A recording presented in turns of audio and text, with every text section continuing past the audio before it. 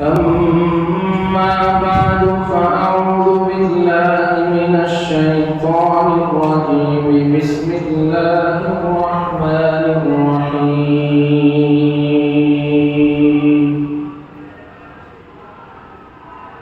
إن الله لا يغفر أن يشرك به ويغفر ما دون ذلك لمن يشاء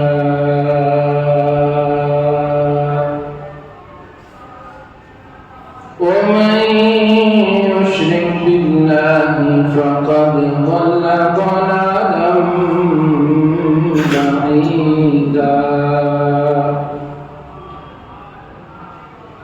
صدق الله مولانا العلي العظيم. وقال النبي صلى الله عليه وسلم من مات لا يشرك بالله شيئا دخل الجنة ومن مات يشرك بالله شيئا دخل النار أو كما قال صلى الله تبارك وتعالى عليه وعلى آله وصحبه وبارك وسلم تسليما كثيرا كثيرا.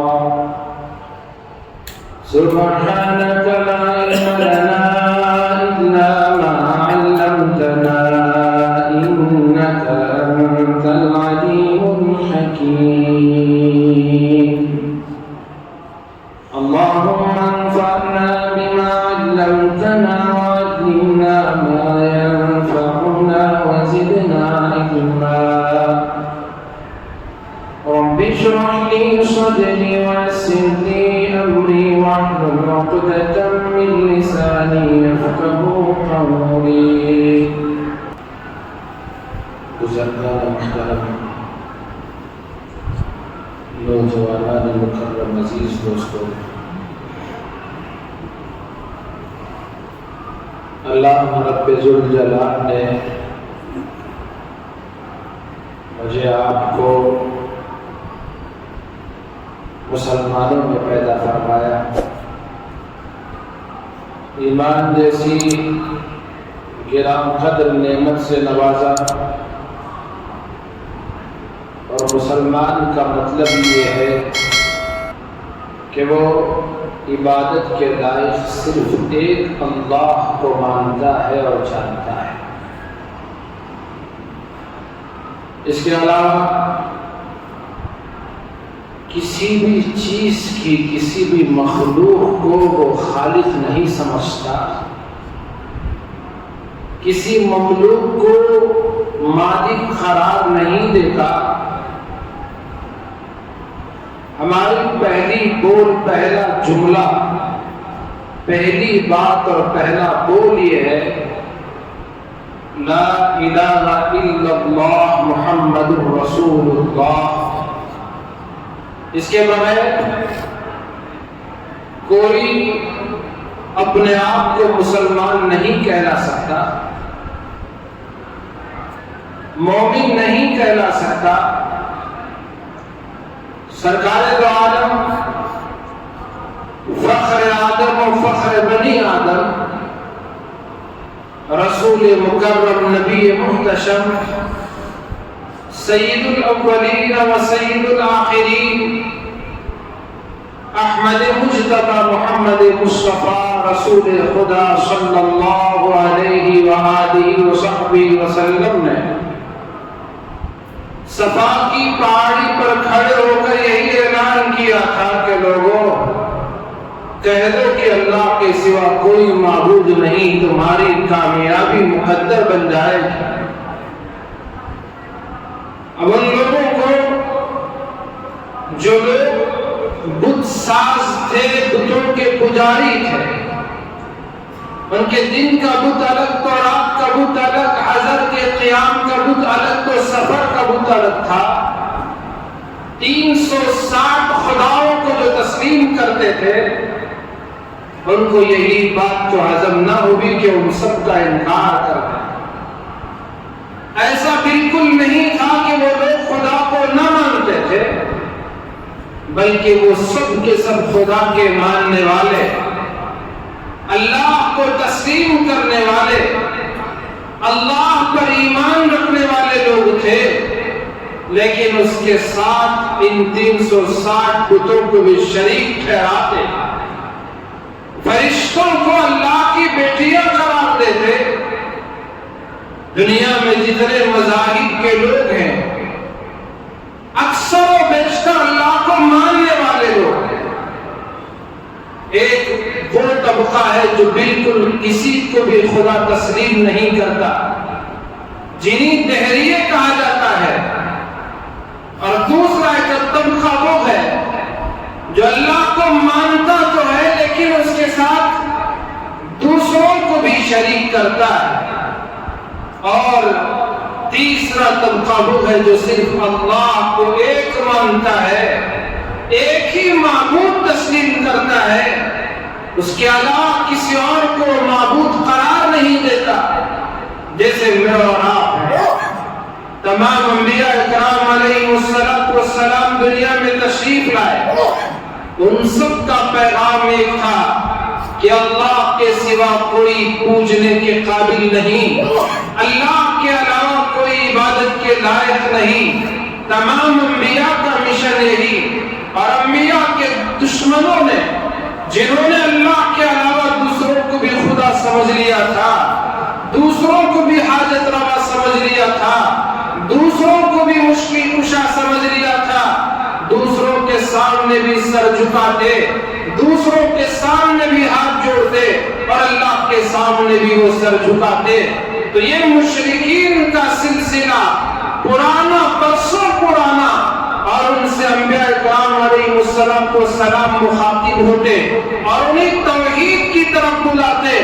لوگوں ذرا غور کرو، تم نے اپنے ہاتھوں سے جن تصویروں کو بنایا، اپنے ہاتھوں سے تم نے جن بتوں کو تراشا، وہ تمہارے خدا نہیں ہو سکتے۔ ہم جن کی ملت میں ہیں، یا سیدنا ابراہیم علیہ السلام، یہ ذی الحج کا مہینہ حضرت ابراہیم کے ان تمام قربانیوں کو یاد دلاتا ہے۔ میں نے 2-4 جمعہ پہلے بھی آپ کے سامنے یہ واقعہ جو قرآن مجید میں آیتیں ہیں، حضرت ابراہیم علیہ السلام نے اپنی قوم کے لوگوں کو جس طرح سے سمجھایا تھا، میں نے تھوڑا بہت آپ کے سامنے رکھنے کی کوشش کی تھی کہ اس زمانے میں لوگ بتوں کو تراشتے، اپنے گھروں میں بت رکھتے اور انہیں بتوں کی پوجا کرتے۔ حضرت ابراہیم علیہ السلام نے اپنی قوم کے لوگوں کو سمجھانا چاہا۔ کچھ اس میں ستاروں کے پجاری تھے، کچھ چاند کے پجاری تھے، اور کچھ سورج کی پرستش کرنے والے تھے۔ حضرت ابراہیم علیہ السلام نے بتوں کے پجاریوں کو بھی سمجھایا، بتوں کو پوجنے والوں کو بھی سمجھایا، سورج کو پوجنے والے، چاند کی پوجا کرنے والے، ستاروں کی پرستش کرنے والے، تمام کے تمام اپنی قوم کے لوگوں کو سمجھایا، اے میری قوم کے لوگوں، سورج نفع پہنچانے میں اللہ کے حکم کا محتاج ہے، چاند نفع پہنچانے میں خدا کے حکم کا محتاج ہے۔ یہ ستارے، یہ سیارے، ان کی یہ گردش، ان کا ادھر سے ادھر ہونا، ان کا گھومنا، اپنے دائرے میں چلتے رہنا، تیرتے رہنا، یہ اللہ کے حکم اور اس کی مرضی سے ہے۔ یہ اپنی مرضی کے مالک نہیں۔ بہترین انداز میں انہوں نے سمجھایا، ستاروں کو دیکھا اور ستاروں کو دیکھ کر کہا کہ میں یہ ہو سکتا ہے کہ رب ہو، جیسے تم سب اس کو رب تسلیم کرتے ہو، اس کی پوجا کرتے ہو سکتا ہے کہ یہ رب ہو۔ حضرت ابراہیم علیہ السلام نے جیسے ہی وہ غائب ہو گیا دن کے اجالے میں، تو اس وقت انہوں نے کہا لا احب الآفلین، اے لوگوں میں ان چھپنے والوں کو پسند نہیں کرتا۔ ڈوب جانے والے، چھپ جانے والے، وہ جن کی روشنی مدھم پڑ جائے، وہ نہیں ہو سکتا. ایسی چیزیں خدا نہیں کہلائی جا سکتی. خدا تو وہ ہے جس کا نور کبھی ختم نہ ہو. خدا وہ ہے جو سب کچھ کا مالک ہو. معبود وہ ہے, عبادت کے قابل وہ ہے جو کسی بھی چیز کے بغیر سب کچھ کر سکتا ہے, کسی کا محتاج نہیں. اللہ وہ تنہا, وہ اکیلا, وحدہ لا شریک, جس کا کوئی شریک نہیں, جس کی کوئی مثال نہیں, جس کے ہمسر اور برابر کوئی نہیں, اور اس کے اختیارات میں کوئی دوسرا پارٹنر نہیں, کوئی اس کا شریک نہیں, کوئی اس کا معاون نہیں, کوئی اس کا مددگار نہیں. ایک اللہ کی ذات ہے, وہ بے نیاز ہے, کسی کی اسے پرواہ نہیں, کسی کی اسے کوئی ضرورت نہیں. وہ اللہ, نہ اس کی اولاد, نہ اس کے ماں باپ, وہ اپنی طاقت میں اکیلا, وہ اپنی شہنشاہیت میں اکیلا, وہ اپنی قدرت میں کامل و یکتا, وہ اپنی صفت تخلیق میں, پیدا کرنے میں تنہا, اپنی بادشاہت و حکومت و ملکیت میں وہ ایک اکیلا اللہ, جس نے اس زمین کو بھی پیدا کیا, آسمانوں کو بھی پیدا کیا, بغیر ستونوں کے آسمانوں کو کھڑا کیا, اور زمین کو اللہ تبارک و تعالی نے خزانوں سے بھر دیا, سونا بھی, چاندی بھی, اور مختلف معدنیات کے خزانوں سے اس زمین کو بھر دیا, اور اسی زمین میں پانی کے ذخیرے رکھ دیے. اور اللہ تبارک و تعالی نے انسانوں اور جانوروں پرندوں کی زندگی کے اسباب کو پیدا کیا, روشنی کو بنانے والا, اندھیرے کو بنانے والا, سردی گرمی کے موسم کو بدلنے والا, انسانوں کی شکلوں کو الگ الگ بنانے والا, مختلف قسم کے جانوروں کو پیدا کرنے والا. ہر جانور کی, ہر پرندے کی بولی الگ, ہر ایک کا رنگ الگ, ہر ایک کی جسامت الگ, ہر ایک کی ساخت الگ, ہر ایک کی آواز الگ, انداز الگ, جینے کا سلیقہ الگ. کوئی ہوا میں ہزاروں کلومیٹر اڑنے کی طاقت رکھتا ہے, تو کوئی پانی میں ہزاروں میل کے فاصلے کو آسانی سے طے کرنے کی طاقت رکھتا ہے. کوئی زمین میں پلنے والا, جینے والا, کوئی پہاڑوں کی چوٹیوں میں اپنی زندگی بسر کرنے والا. اللہ نے مختلف مخلوق کو پیدا کیا. یہ پیدا کرنے میں میرا آپ کا خدا ایک اکیلا اللہ ہے. حضرت ابراہیم علیہ السلام نے اسی بات کو سمجھایا, اے لوگوں, جن بتوں کو تم اپنے ہاتھوں سے تراشتے ہو, انہی کے سامنے تم اپنے پیشانی کو رکھ دیتے ہو, اپنے ماتھے کو ٹیک دیتے ہو, یہ تمہارے خدا نہیں ہو سکتے. مندر کو اس وقت بت خانے میں گئے اور بتوں کو توڑ دیا, اور ایک بت کے گلے میں ان کے پرزے ڈال دیے. لوگوں میں شور مچ گیا, من فعل هذا بآلهتنا, کون ہے مجرم جس نے ہمارے معبودوں کے ساتھ یہ کیا. لوگوں نے کہا, ایک نوجوان جس کا نام ابراہیم, وہ تو بار بار ہمارے معبودوں کے بارے میں کچھ نہ کچھ کہتا رہتا ہے, اسی کا یہ کام ہے. لوگوں نے کہا, اسے لے کر آؤ. پوچھا گیا, ابراہیم بتاؤ یہ کس کا کام ہے, یہ کس کی حرکت ہے؟ حضرت ابراہیم اپنی قوم کے لوگوں کے خیر خواہ تھے, اور ان کے ساتھ ہمدردی کا معاملہ کرنے والے تھے, ان کو جہنم کی آگ سے بچانا چاہتے تھے, جنت کی نعمتوں سے نوازنے کے لیے اللہ کی طرف بلانا چاہتے تھے. انہوں نے کہا, پوچھ لو, یہ جو بڑا ہے شاید اسی نے یہ کام کیا ہوگا, اسی کے ہاتھ میں کلاڑی بھی ہے, اسی کے پاس, اسی کے گلے میں گردن میں سب کے پرزے ہیں, ہو سکتا ہے اسی بدبخت نے یہ کیا ہوگا.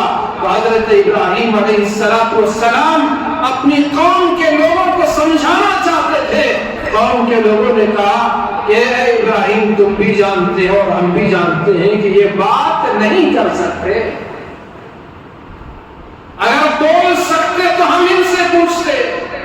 حضرت ابراہیم اسی بات کو سمجھانا چاہتے تھے, جو بولتا نہیں وہ خدا کیسے ہو سکتا ہے, جو اپنے آپ کا دفاع نہیں کر سکتا, اپنے کان کی حفاظت نہیں کر سکتا, اپنے ناک کی حفاظت نہیں کر سکتا, اپنے ہاتھ کو بچا نہیں سکتا, وہ کیسے خدا ہو سکتا ہے. حضرت ابراہیم اسی بات کو سمجھانا کودنے کو تیار ہو گئے. کیوں؟ قوم چاہتی تھی کہ ابراہیم توحید کے نعرے کو ختم کر دے, توحید کا اعلان کرنا چھوڑ دے, لیکن حضرت ابراہیم نے اس کو نہ چھوڑا. آگ میں جلانے پر, جلنے پر لوگ مجبور کریں تو اس کو بھی انہوں نے پسند کیا. ہم آگ میں کود جائیں گے لیکن ہمارا جو کام ہے وہ کام ہرگز نہیں چھوڑیں گے.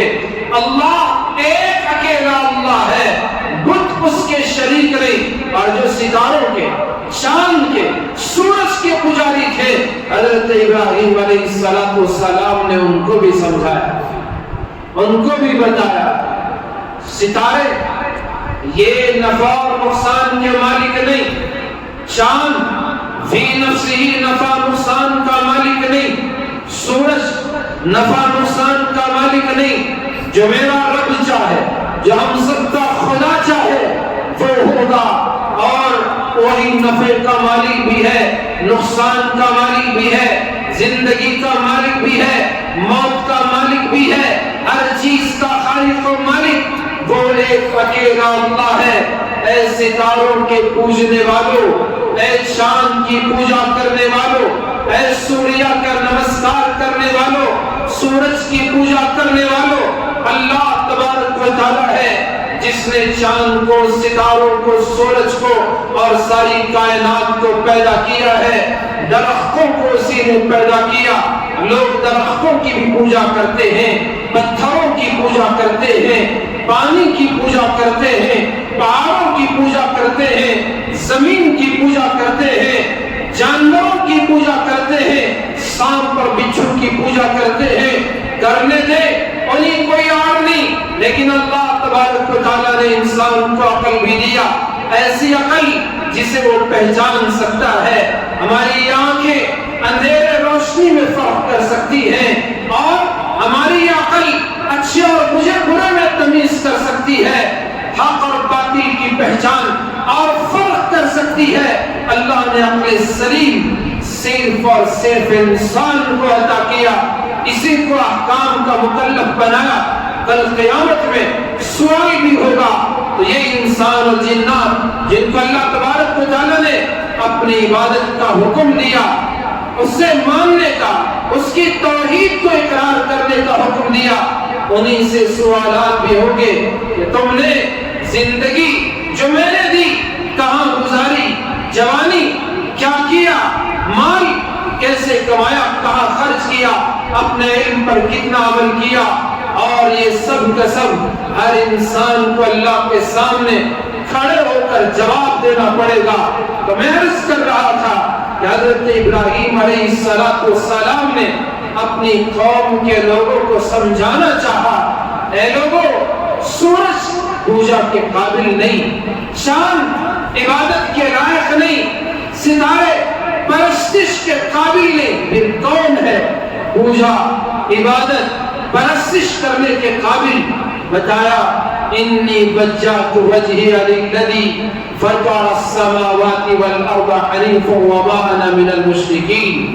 ستارے کی روشنی مدھم پڑ گئی, فرمانے لگے لا احب الافلین. چاند کو دیکھا, فلما رأى القمر بازغا قال هذا ربی, دیکھ کر کہا ہو سکتا ہے کہ یہ رب ہو, پالنہار ہو, جیسے تم سب لوگ کہتے ہو. اور جیسے ہی چاند کی روشنی ختم ہو گئی, کہنے لگے میرے رب نے اگر مجھے ہدایت نہ دی تو میں بھی گمراہ لوگوں میں سے ہو جاؤں. پھر سورج کو دیکھا, بڑی تعداد میں لوگ سورج کی پوجا کرنے والے تھے, تو دیکھ کر کہنے لگے یہ تو بہت بڑا ہے, سب سے بڑا, ستاروں سے بڑا, چاند سے بھی بڑا. حضرت ابراہیم علیہ السلام نے ہزاروں سال, 4000 سال سے زائد عرصے سے پہلے انہوں نے کہا سورج تمام کائنات میں سب سے بڑا ہے. اور اس کے بعد کئی سال کے بعد سائنسدانوں نے اس کی تحقیق لگا کے کہا کہ سورج سب سے بڑا. لیکن تحقیق قرآن نے پہلے ہی بتا دی, ستاروں سے, دیگر ستاروں کے مقابلے اور سیاروں کے مقابلے یہ جو سورج ہے یہ سورج سب سے زیادہ بڑا ہے. حضرت ابراہیم نے فرمایا ہو سکتا ہے کہ یہ رب ہو. اور رات آئی, سورج غروب ہوا.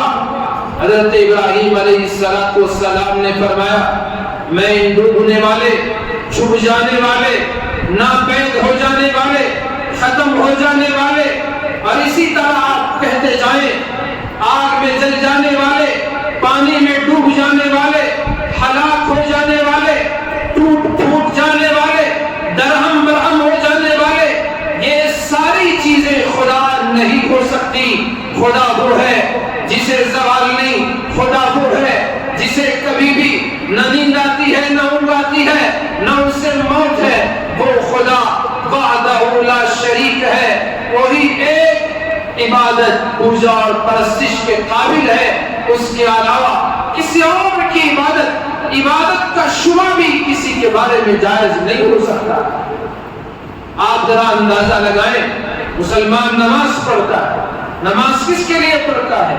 اللہ کے لیے پڑھتا ہے, اور رکوع بھی کرتا ہے, سجدہ بھی کرتا ہے. لیکن وہی ایک نماز جنازے کی نماز ہے. کوئی ہم میں سے ایسا نہیں ہے جو مردے کے لیے نماز پڑھے. نماز وہ اللہ کے لیے, جنازے کی نماز بھی مسلمان اللہ کے لیے پڑھتا ہے, مردے کے لیے نماز نہیں پڑھتا. باوجود اس کے جنازے کی نماز میں نہ رکوع ہے نہ سجدہ ہے, حالانکہ نماز کس کے لیے؟ اللہ کے لیے پڑھ رہا ہے. اس نماز میں رکوع اور سجدہ نہیں, صرف قیام ہے. کیوں؟ کوئی غیر مسلم جو ایمان سے پرے ہے, ہمارے اعمال کو نہ جانتا ہے, اگر اس کی نظر پڑی کہ آج مسلمان کسی مردے کو سامنے رکھ کر نماز پڑھ رہا ہے, وہ زندہ سورج کی تو پوجا نہیں کرتا, ستاروں کی تو پوجا نہیں کرتا, وہ درختوں اور دوسری چیزوں کی, جانوروں کی پوجا نہیں کرتا, وہ زمین کو ماتا کہہ کر اسے چوم کر اس کی پوجا نہیں کرتا. لیکن دیکھو وہ مردے کے سامنے سر رکھ رہا ہے. اس لیے جنازے کی نماز میں نہ رکوع ہے نہ سجدہ ہے. نماز حالانکہ وہ بھی اللہ کے لیے پڑھتا ہے, دعا میت کے حق میں کرتا ہے. ہم ہر نماز میں دعا کرتے ہیں, دعائے معصورہ پڑھتے ہیں, یہ دعا ہے. قرآن کی بہت سی آیتیں دعائیں ہیں, ہم نماز میں دعا پڑھتے ہیں. لیکن یہاں شبہ ہوگا, سامنے میت ہے اور اس کی نماز میں اگر سجدہ کرے گا شبہ ہو سکتا ہے یہ سجدہ بجائے خدا کے اس میت کے لیے ہو. تو یہ ہمارا پاکیزہ مذہب جس نے شبہ والے سجدے سے بھی ہم کو بچا کر رکھا ہے. کسی بھی مدرسے کو جائیں, فتویٰ لیں, کیا کسی کے سامنے سجدہ کرنا جائز ہے؟ سجدے دو قسم کے, ایک عبادت کا سجدہ, وہ تو کرنے کا سوال اٹھتا ہی نہیں. ایک سجدہ عظمت کے لیے, ادب کے لیے, تعظیم کے لیے, احترام کے لیے, جیسے پہلے بادشاہوں کے سامنے ان کے وزیر سجدہ کرتے, اسے سجدہ تعظیم کہا کرتے. تو اسلام نے اس سجدہ تعظیم کو بھی منع کر دیا. آپ کوئی روایت دکھائیں جس میں صحابی نے اللہ کے رسول کے سامنے سجدہ کیا ہو. رسول اکرم صلی اللہ علیہ وسلم نے کبھی کسی کو اپنے سامنے سجدہ کرنے کا حکم دیا ہو. آپ نے یہاں تک فرما دیا, اے لوگوں, پچھلی قوم کے لوگ ہلاک ہوئے تو انہوں نے اپنے انبیاء کی قبروں کو عبادت گاہ بنا لیا. میری قوم کے لوگوں, میری امت کے لوگوں, تو میری قبر کو عبادت گاہ نہ بنانا, سجدہ گاہ نہ بنانا, سجدے کی جگہ نہ بنانا. نبی نے اعلان کیا میرے لیے تم سجدے کا انتخاب نہ کرو. آپ نے منع کیا, اسلام نے اجازت ہی نہ دی. نہ عبادت کا سجدہ نہ تعظیم کا سجدہ ہم کسی کے سامنے کر سکتے ہیں, کر سکتے ہیں. ایک اللہ کی ذات ہے, وہ سجدہ کر کیے جانے کے قابل ہے. اس کے سامنے ہمارا سر نگو ہوتا ہے, سر جھکتا ہے. اس کے سامنے ہم اپنے دامن کو پھیلا کر بھیک مانگتے ہیں, اسی سے اپنی مشکلوں کو حل کراتے ہیں.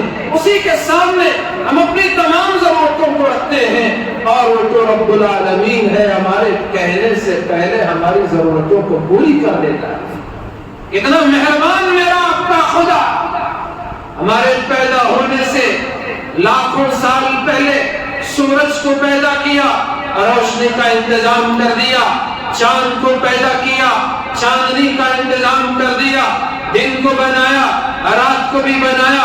میں اور آپ پیدا ہی نہیں ہوئے تھے، یہ اتنے بڑے سمندروں میں پانی کے ذخیرے اور زمین کے اندر نالیاں بنا کر پانی کے ذخیرے جو ہمارے گھروں تک، محلوں تک ہم آسانی سے ڈول ڈال کر ان ذخیروں سے جو اللہ نے ہمارے پیدا ہونے سے ہزاروں ہزار سال پہلے ان ذخیروں کو پیدا کیا، اس سے ہم پانی لیتے ہیں۔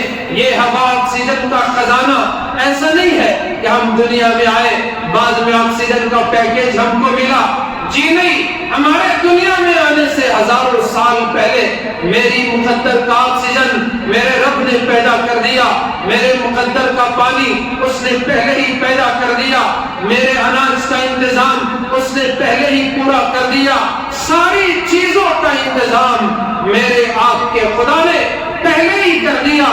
مانگنے سے پہلے وہ دینے والا، بن مانگے نوازنے والا وہ خدا۔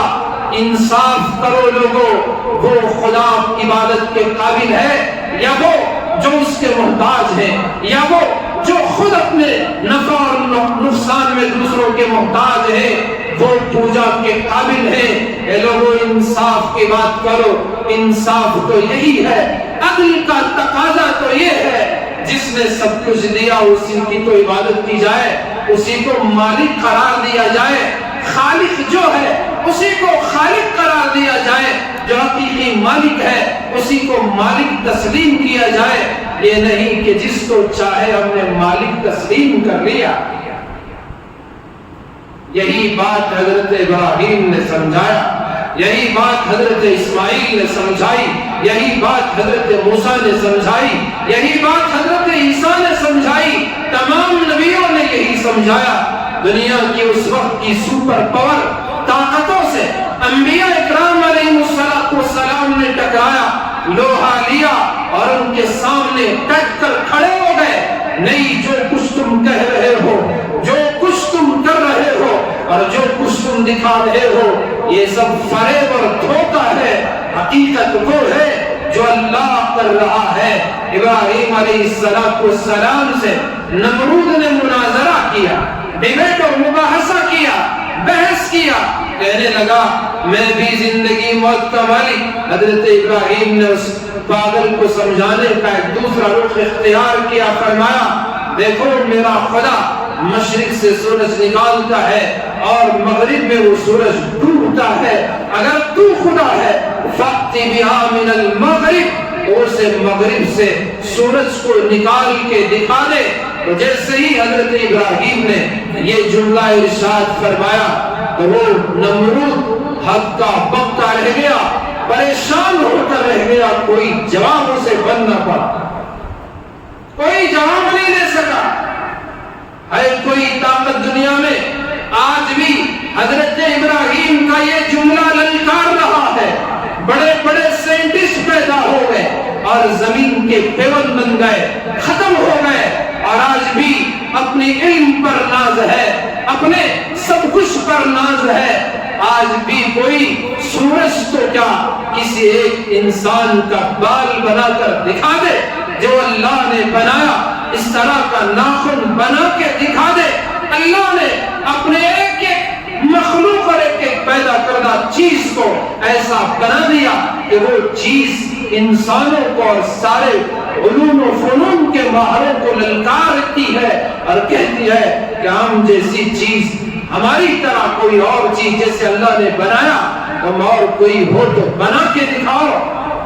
یہ بڑے اللہ کے منکر بھی ہیں، اس کے ساتھ شریک کرنے والے اور شریک کیے جانے والی خدا کی مخلوق بھی ہے، وہ جو جن کو پوجا کرتے ہیں، جن کی عبادت کی جاتی ہے ان میں سے کوئی چیز جو اسی کوئی چیز بنا کے پیدا کر کے دکھائے۔ قرآن کی یہ للکار، انبیاء کرام کی یہ پکار، حضرت ابراہیم کی یہ صدا اور اس آواز کی گونج آج بھی باقی ہے۔ حضرت ابراہیم علیہ السلام نے صدا لگائی۔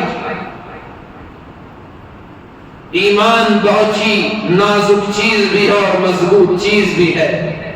ایمان بنتا ہے آزمائشوں سے، ایمان میں مضبوطی آتی ہے امتحانات و ابتلاءات سے۔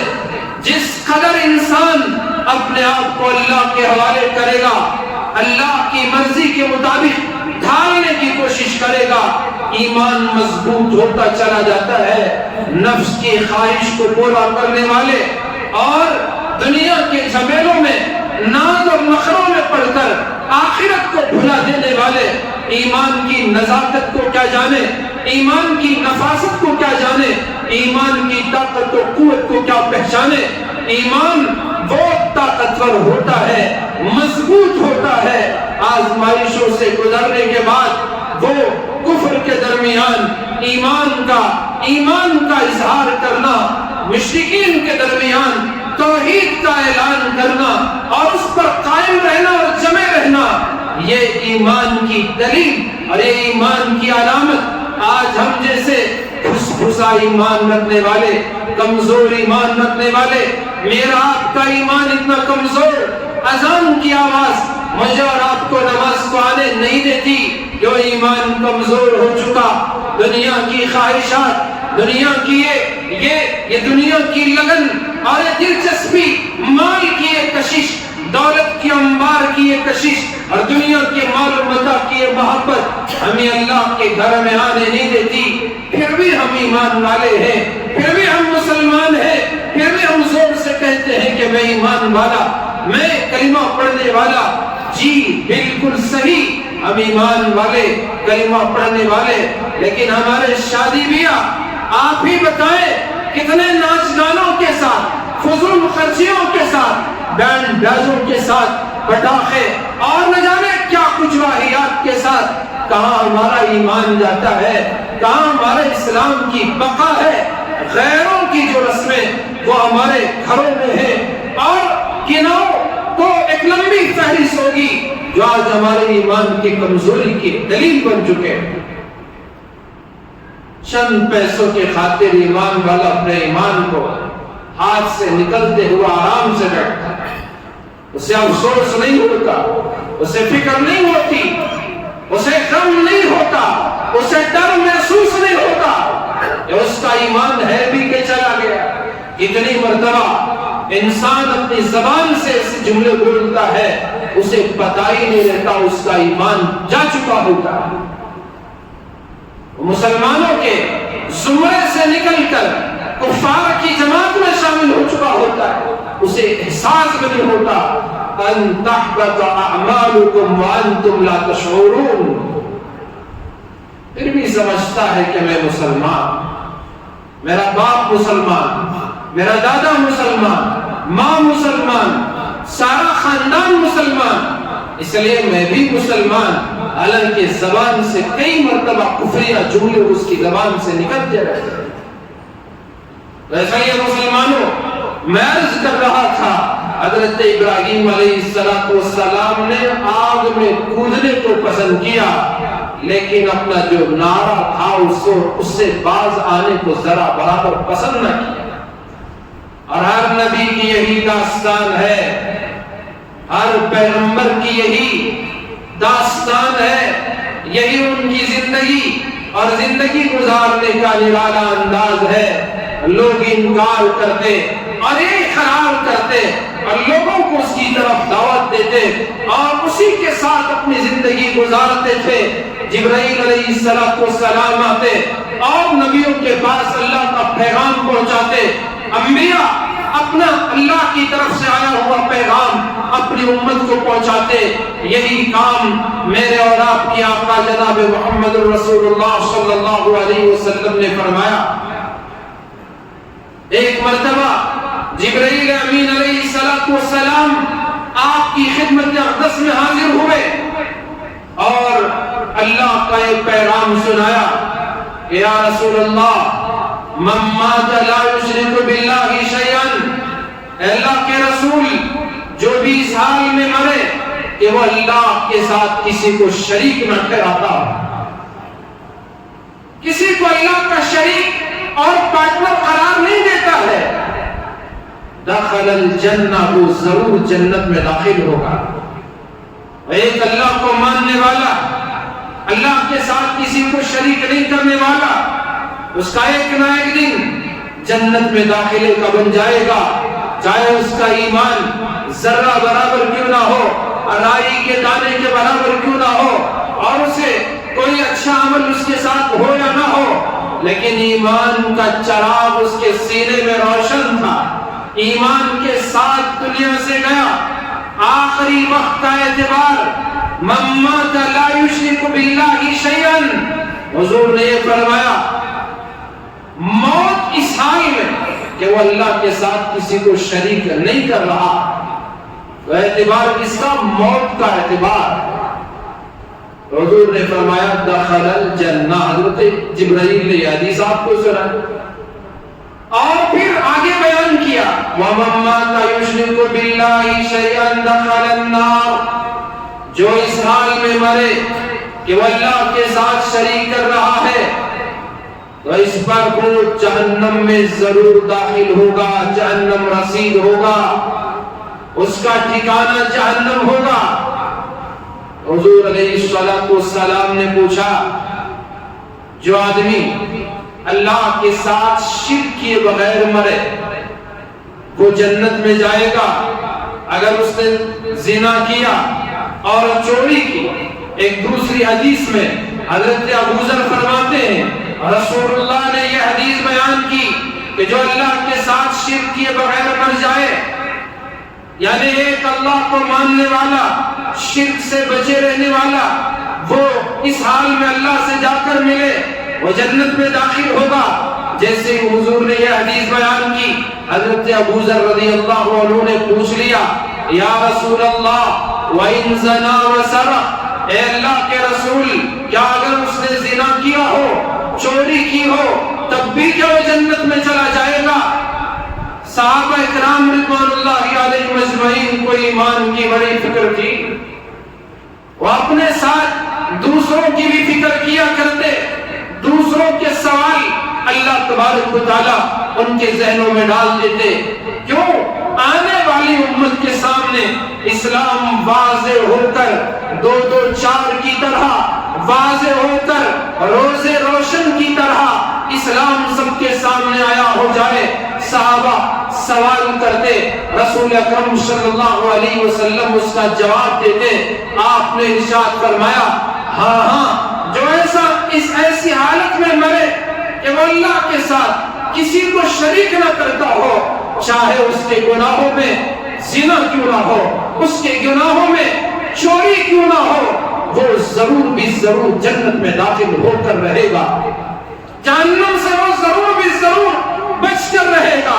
لیکن جو شرک پر مرے اس کا ٹھکانہ تو جہنم ہے، چاہے اس کے ساتھ کتنے ہی بڑے نیکیاں کیوں نہ ہو، نمازوں سے اس کے سجدے پر نشان کیوں نہ آ جائے، وہ وقت کا کتنا بڑا وزیر اور کیا کچھ نہ ہو جائے، اگر وہ کسی اور کے سامنے ماتھا ٹیکتا ہے اور پھر وہ سمجھتا ہے میں نمازی بھی ہوں، مسلمان بھی ہوں، میری کرسی اور عہدہ مجھے مجبور کرتی ہے، میں کیا کروں؟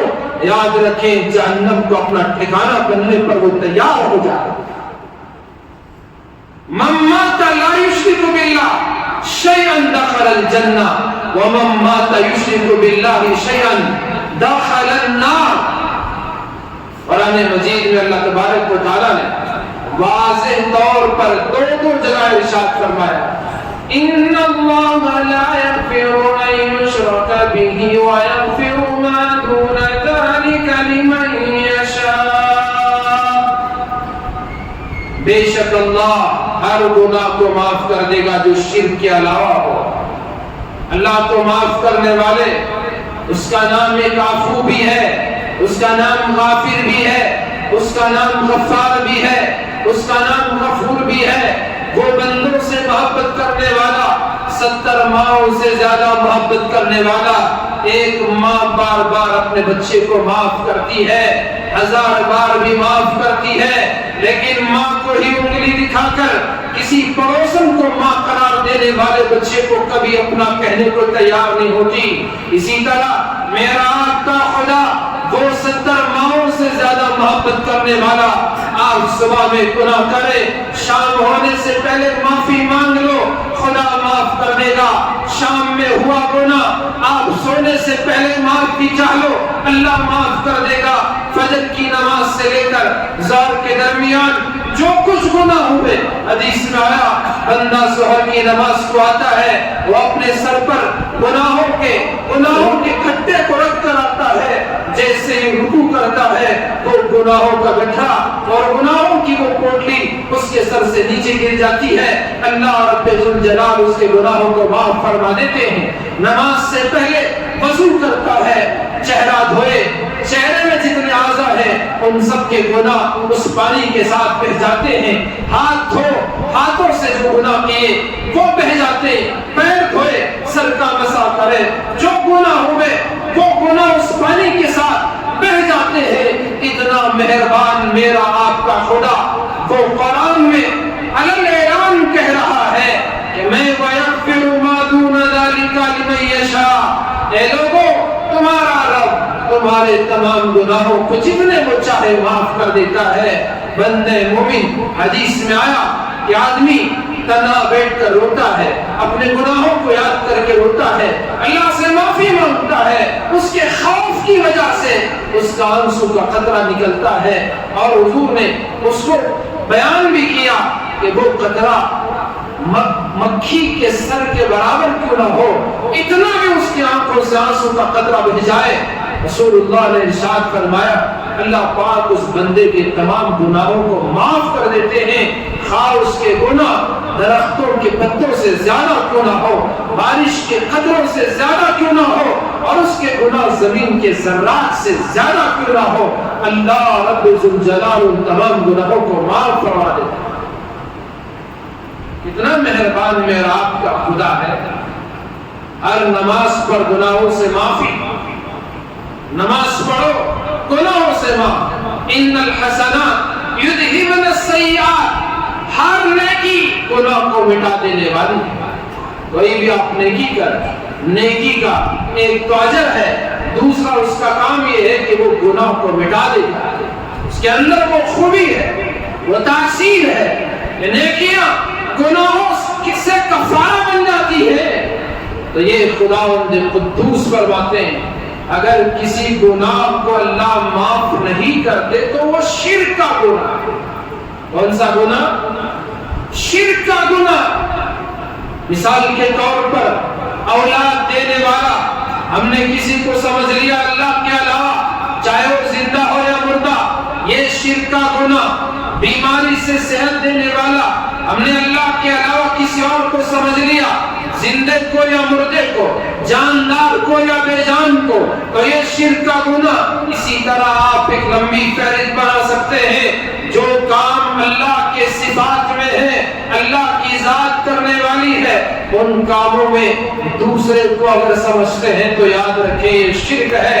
ایک صحابی آئے، رسول اللہ سے ان سے گفتگو ہو رہی تھی، دوران گفتگو انہوں نے کہا ما شاء اللہ و شئت۔ غور فرمائیں اس جملے پر، اس واقعے پر غور فرمائیں۔ ان کی بات تھی ما شاء اللہ و شئت، یا رسول اللہ جو اللہ چاہے اور آپ چاہیں۔ حضور نے فوراً ٹوک دیا ما شاء اللہ و شئت، اللہ چاہے اور آپ جو چاہے، اتنا ہی انہوں نے کہا۔ فوراً حضور نے ٹوک دیا، فرمایا اجعلتنی للہ ندا، کیا تم نے مجھے اللہ کا شریک بنا دیا؟ تم نے مجھے اللہ کا مثال اور مثیل بنا دیا، اللہ کے مشابہ بنا دیا؟ ایسا مت کہو۔ پھر حضور نے فرمایا ما شاء اللہ وحدہ، ایسا نہیں ہے کہ اللہ جو چاہے اور میں جو چاہوں، جی نہیں، بلکہ وہی ہوتا ہے جو صرف خدا چاہتا ہے۔ اس سے گفتگو ہو رہی ہے، کون بیان فرما رہے؟ تھوڑا شبہ شرک کا آپ نے فرما دیا، ٹوک دیا، اجعلتنی للہ ندا، کہ تم نے مجھے اللہ کا شریک بنا دیا۔ میرے بھائیوں، یہ جون کا مہینہ آنے والی یہ 21 تاریخ 21 جون، جس میں سوریہ نمسکار یوگا ڈے ہمارے ملک میں زور و شور سے منایا جاتا ہے، اور جن کو کرنا ہے انہیں زور سے کرنے دیں، لیکن میں اور آپ اللہ کی پوجا کرنے والے ہیں، سورج کی پوجا کرنے والے ہرگز نہیں۔ ہماری جان جا سکتی ہے، نہ ہم ستاروں کو پوجا کریں گے، نہ چاند کی، نہ سورج کی، نہ زمین کی، نہ آسمان، بلکہ اس کی پوجا کریں گے جس نے ان سب کو پیدا کیا ہے۔ اور وہ بھی 21 جون۔ لوگ سمجھتے ہیں کہ مسلمان بڑا بھولا، اور پھر کچھ نام نہاد لوگ بھی یوگا ڈے میں، یہ تو یوگا ہی ہے، ورزش ہی ہے، آپ اس میں جو کچھ پڑھا جاتا ہے اس پہ غور کریں، اور جو شکلیں بنائی جاتی ہیں بالکل اس طرح کی، اور نہ جانے کیسی وہ صورتیں، ایکسرسائز ہے تو ان صورتوں کی ضرورت کیا؟ اور پھر اس میں وہ الفاظ سورج کو خطاب کرتے ہوئے کہ تو ہی طاقت والا، قوت والا، تو مالک ہے، ہمیں طاقت دینے، یہ جو اس کے اندر جو بولیاں ہیں، جو جملے ہیں، یہ سب شرکیہ جملے۔ ورزش کرنا ہے، بہت سے طریقے ہیں ورزش کرنے کے، آپ ورزش کرو، صرف یوگا ہی ورزش ہے ایسا نہیں ہے۔ اور ابھی اسکول، کالجز، یونیورسٹیاں ہمارے مسلمانوں کے بچوں کو بھی یوگا میں شرکت کرنے کی پچھلے سال اور اس سے پہلے سال تو بہت شور ہوا اس کا، ہمارے بچے اور بچیاں بھی اس میں حصہ لینے والے، اور ماں باپ بھی ایک دن کر لے تو کیا ہوگا، ہو جائے کیا چلے آتا، کیا اماں مسلمان، بابا مسلمان۔ رسول اللہ کی یہ بات میں نے آپ کے سامنے فرمائی، انہوں نے اس صحابی نے سورج کی پوجا کی بات نہیں کی تھی، اور کسی کے سامنے سجدے کی بات نہیں کی تھی، آپ کے سامنے بھی سجدہ نہیں کیا تھا، سجدے کی بات نہیں کی تھی، صرف یہ فرمایا ما شاء اللہ و شئت، یا رسول اللہ جو خدا چاہے اور آپ چاہے۔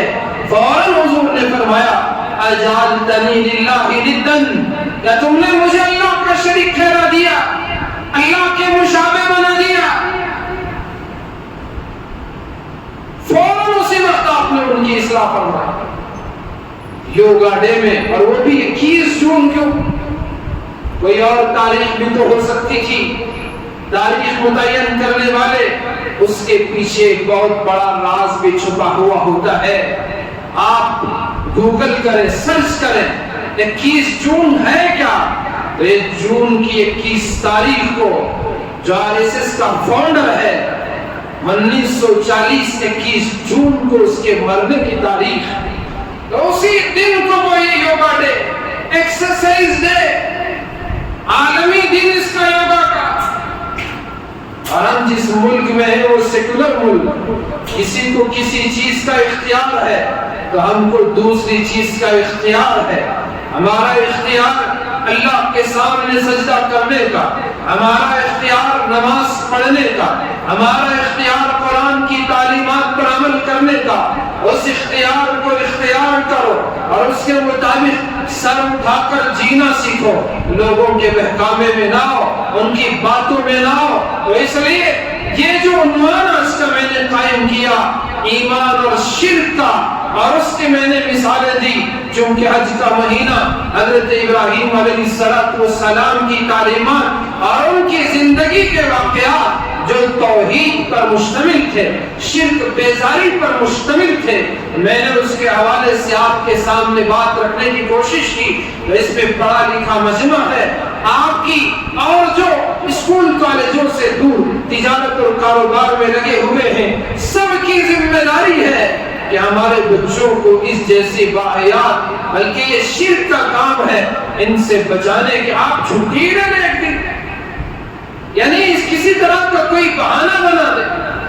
اور اسی طرح سے میری آپ سے عزیزانہ گزارش ہے، ایسے اسکول کالج جہاں پڑھ کر آپ کا بچہ ڈاکٹر تو بن جائے، انجینئر تو بن جائے، لائر اور پروفیسر بن جائے، لیکن ساتھ ساتھ اس کا ایمان کمزور ہو جائے، یاد رکھیں کل خدا کے سامنے آپ کو اس کا جواب دینا پڑے گا، اس کا حساب دینا ہوگا۔